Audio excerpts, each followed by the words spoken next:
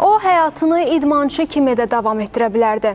Uşaqlıqdan güləşə meyl edib uğurlar da qazanmışdı. Amma hərbi seçdi və döyüş meydanında gücünü və bacarığını göstərdi. 44 günlük Vətən müharibəsində Qara Qartal ləqəbi ilə tanındı. Qazax rayonundan şəhid Royal Mədətovdan danışacağıq. İdmançı kimi çempion idi, döyüşçü kimi şəhid oldu.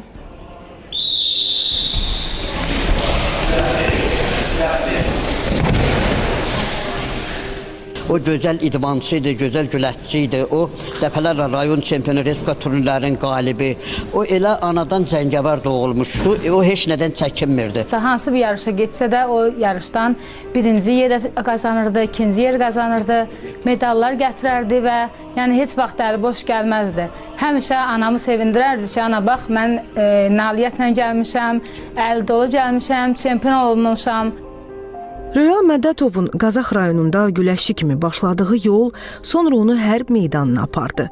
Güləşçi kimi qazandığı uğurları hərbiçi kimi davam etdirdi. Müddətdən artıq hərbi qulluqçu kimi 2016-cı ilin aprel döyüşlərində fərqlənib. Vətən müharibəsində xüsusi təyinatlı manqa komandiri və snayper kimi düşmənin xeyli texnikası və canlı qüvvəsini sıradan çıxarıb. Royalın qəhrəmanlığından nə qədər danışsaq bir o qədər azdır. Qısacası onu deyim sizə, o hər zaman içində düşmənə nifrət bəsləyirdi.